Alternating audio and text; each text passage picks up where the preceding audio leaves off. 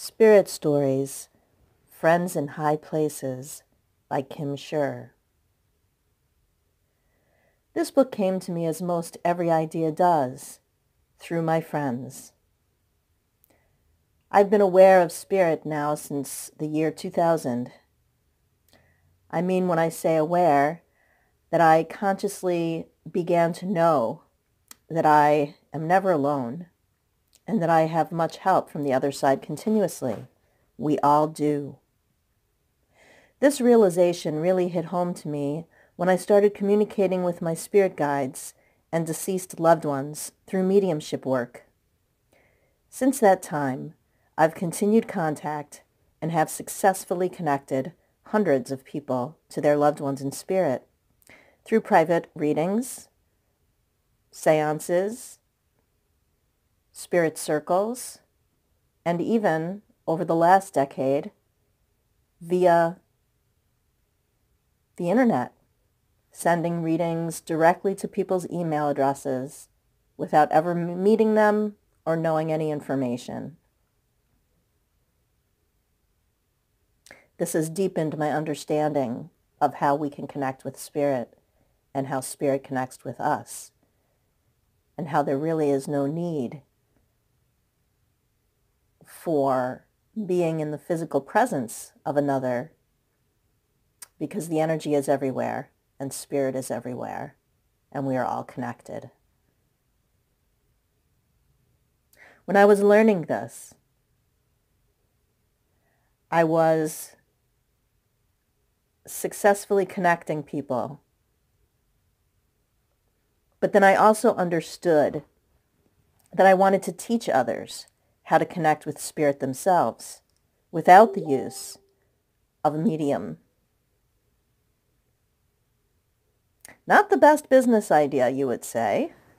You're right, but I believe this work is about much more than keeping myself or anyone else in this work in business. I look at it this way.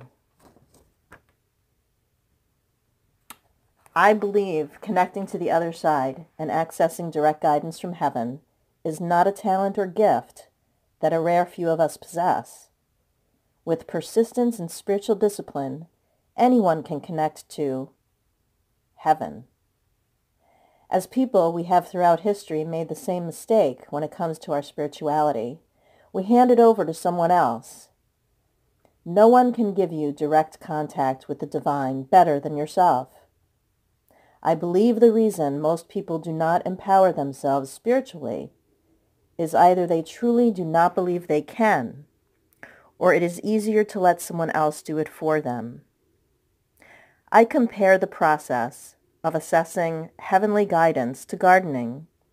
You could hire a gardener and have a beautiful garden. Or you can do it yourself, have a beautiful garden, and receive the benefits of your hard work. I do the gardening for others when they request it, and I also teach those who are serious about the process how to grow themselves.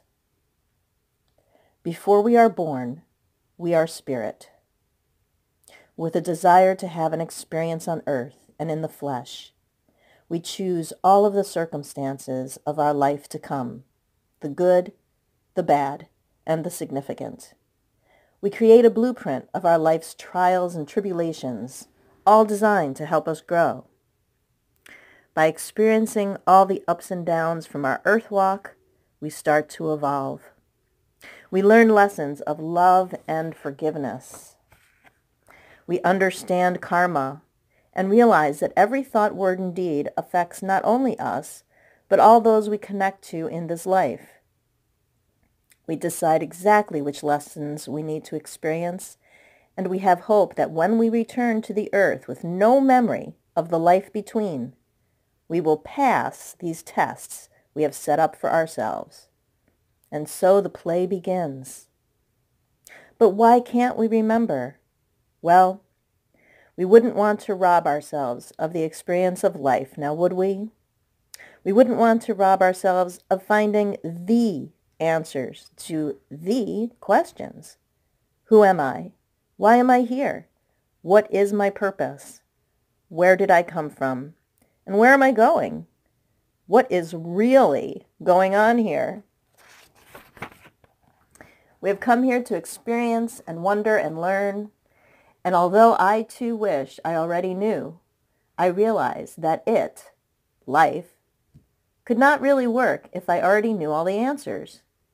Now, although we do not consciously remember our time between lives, our friends, our spirit guides and angels, well, they do.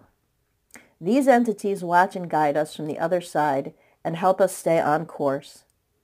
Does that mean our future is unchangeable? Absolutely not. The tricky part in all of this, I would imagine, for our friends, is guiding us to our challenges, while the future is continuously changing because of our free will. By this I mean, for each decision we make, there are countless probable outcomes. With everyone experiencing their free will, no one can be certain which forks in the road we may end up on at any moment in our lives. However, I am confident that our writers in heaven take their missions seriously, and no matter how far we stray from our path, someone or something always turns up to get us back on track. So we come into this life, create relationships here on earth. Each time a friend or loved one passes and becomes a resident in heaven, we gain even more friends in spirit. Through my work as a medium, I am convinced that there is no death, only a change in consciousness. I also believe that anything unfinished in our lives we can and do try to fix from the other side before we move on to the next adventure.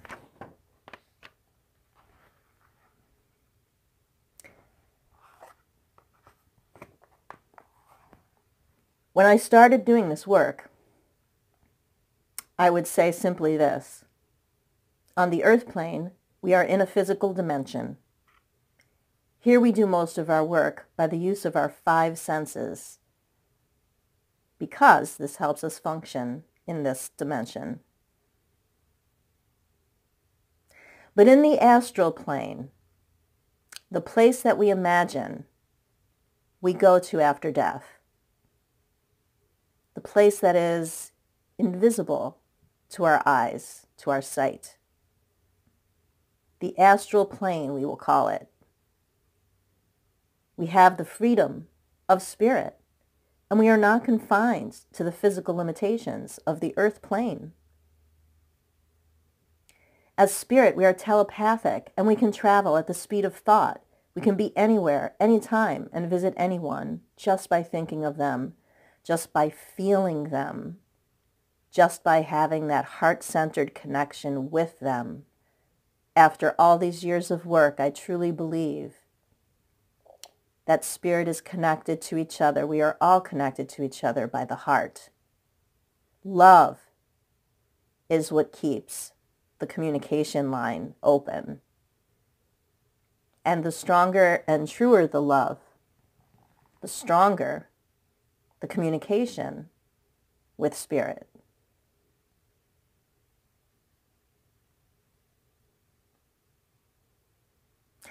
As spirit in the astral dimensions, we can inspire people on the earth plane. This inspiration is what this book that I'm reading from right now, that was written many years ago, that's what this book was about. It was inspired. It came to me from spirit. I was told to share my personal stories of spirit contact and what has been called after-death communications. I shared this in book form, self-published, and gave to all those people that I love. And now, with the new media, I'm going to release this here for you to hear now at this time. I believe there is no accidents. You, listening now, are here for a reason. I hope these words reach you and open up your heart and connect you today with your spirit guides and your spirit friends and your loved ones. Through my extraordinary experiences, I have met people from all walks of life who have had similar experiences. In fact, I have come to the conclusion that after-death communication is not only common, it is constant. I believe that those who think that they have never experienced an ADC, after-death communication, they have probably just missed it. My hope is that through sharing my stories, which illustrate the ways in which spirit communicates with us, you will understand this language in which spirit speaks. Then you can start recognizing and acknowledging the signs from spirit in your life and with your friends in high places. I leave this intention with you in blessings and in love and light.